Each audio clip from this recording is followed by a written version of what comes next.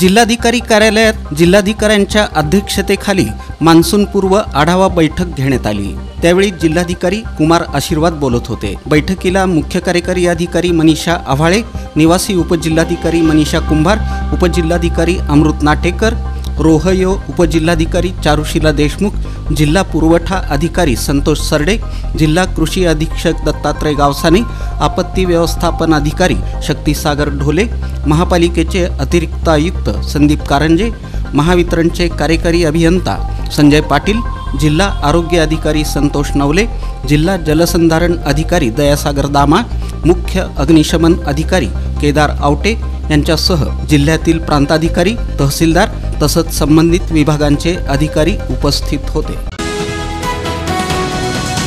Police भरती 2022-2023 साठी सोलापूर जिल्ह्यात राहणाऱ्या ज्या उमेदवारांनी एकाच पदासाठी एकापेक्षा जास्त घटकांमध्ये आवेदन अर्ज सादर केलेले आहेत, अशा उमेदवारांच्या भरतीसाठी एकाच घटकाची निवड करून तसं हमीपत्र प्रत्यक्ष उपस्थित राहून सादर करणं आवश्यक आहे।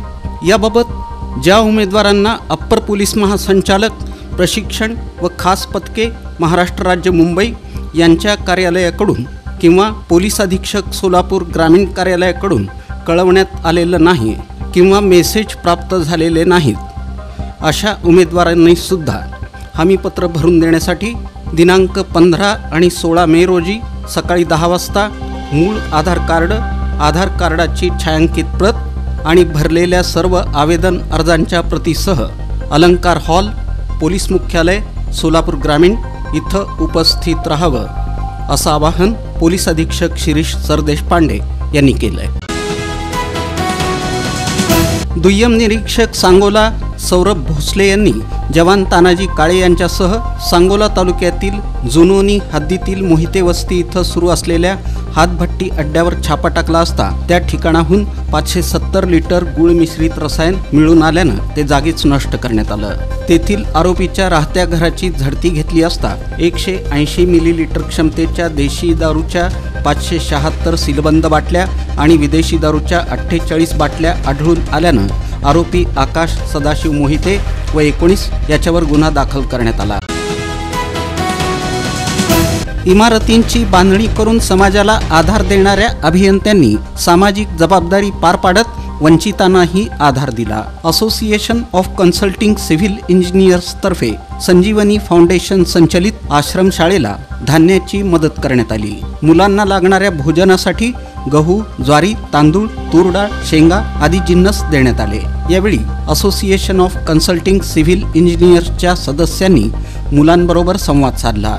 या प्रसंगी परमेश्वर काळे यांनी आश्रमातील मुलांचं संगोपन, त्यांचं शिक्षण, मुलांची आरोग्य तपासणी, दैनंदिन कार्यक्रम आदी माहिती असोसिएशन ऑफ कन्सल्टिंग सिव्हिल इंजिनियर्सच्या पदाधिकारी आणि सदस्यांना दिली।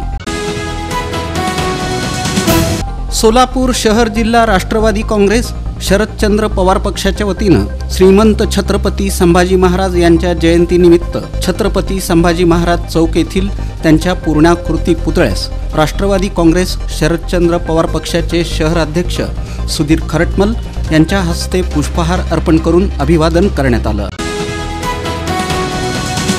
गतवर्षी झालेल्या अत्यल्प पावसामुळे सोलापूर जिल्ह्याची वरदायिनी मानल्या जाणाऱ्या उजनी धरणात जेमतेम अर्थात 60.66% इतकाच पाणीसाठा झाला होता। अवघ्या 3 महिन्यात म्हणजेच 20 जानेवारी दरम्यान पाहता धरण चलसाठ्यातून अचल साठ्यात अर्थात प्लसमधून मायनसमध्ये आलं। ऐन हिवाळ्यात धरण मायनसमध्ये आल्यानं सोलापूर शहर आणि जिल्ह्यातील तमाम जनतेच्या चिंतेत अधिक भर पडली। दरम्यान सोलापूर शहरासह जिल्ह्यातील विविध गावांच्या पिण्याच्या पाण्यासाठी उजनी धरणातून भीमेच्या पात्रात वेळोवेळी पाणी सोडण्यात आल्यानं दिवसेंदिवस उजनीतील उपयुक्त पाणीसाठा हा खालावत गेला। परिणामी मृत साठ्यातील पाण्याचा वापर हा देखील मोठ्या प्रमाणात झाल्यानं उपयुक्त पाण्याची टक्केवारी ही आता 50% पार झाली आहे।